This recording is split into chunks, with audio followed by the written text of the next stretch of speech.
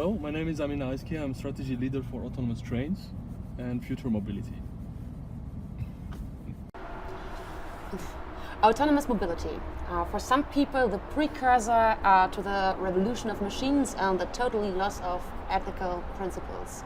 For the other ones, it's the future of mobility. Next step, aero cap.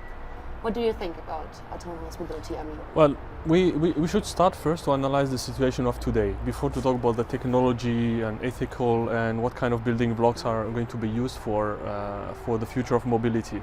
The situation of today is we are reaching in railway, for example, the capacity, maximum capacity we can have in the network. So we have to find something else, new technologies. And for road, there are not enough roads to cover all the needs of the cars, for individual cars and so on. So we need to think about autonomy and flexibility to have people moving freely in the network or in the areas. So the people today are talking a lot about autonomous cars, autonomous trains, and different technologies behind.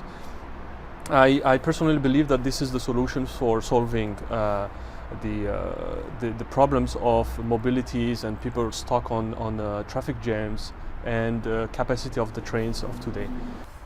When we see today the growth of population, this is clearly causing problems of mobility and having space and people moving from place to another one. And there is another aspect we should not neglect is the pollution of the air, so the carbon emission and so on.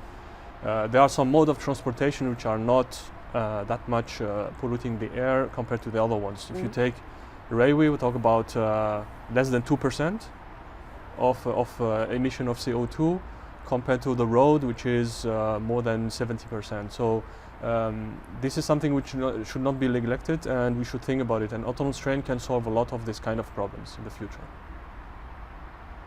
So, which dimension dissociate autonomous trains and autonomous cars or vehicles? There are two dimensions which dissociate between the two modes of transportation. One is technology, the other one is more the low reaction of the vehicle. The first one about technology is about complexity of the scenarios, the sensing around the car, which is much more complex on the car industry, autonomous cars, than on the train. At the same time, the train needs to have very high capabilities of detection, much longer capability of detection, where we talk about factor 10 between the two modes of transportation. The other aspect about low decision ethics. In cars, we are always debating about what is the best decision the car should take in a couple seconds, in a fraction of a second actually, if it needs to crash something or the other one and so on. And in the train, we don't ask this kind of questions. We are more focusing on zero incident. And I think this is where there is a big difference between the two modes of transportation. What means that for our infrastructure according to the requirements and the today's standards? Today everything is deployed in the network, in the track, so there are many sensors, there are many equipments on the tracks. In the future it will be more train-centric, so more equipments are going to be on board of the train or completely decentralized, for example for traffic management, for the orchestration and so on. The real advantage for that is to completely remove the maintenance on the track. So there won't be any person going on the track, people going on the track to maintain the equipments. So a train, when it's mobile, so when there are failures, there maintenance which needs to be done, it goes to the maintenance center by itself, so you don't need to send people. So it comes to you to make the maintenance. Can you imagine why partly people are so afraid when we are talking about the future of mobility?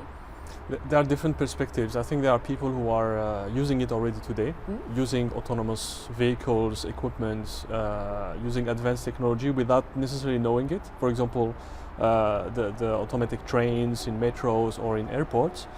But I can understand the other side of the population where they are afraid about equipment or machines taking decision by themselves, which is not necessarily their own decision or not necessarily the same choice will take. But for safety equipment, for cars or trains or other things, the type of AI, artificial intelligence, which is going to be used is going to be approvable AI. So something which we can understand. We understand the decision and why the decision has been made. So I think there is a question of communication which needs to be performed and enhanced to the whole population to understand different type of autonomy or different types of artificial intelligence behind these kind of decisions.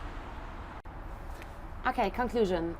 We can't avoid autonomous mobility, but we have to explain it better. So what do you think are the next stages of development for the future?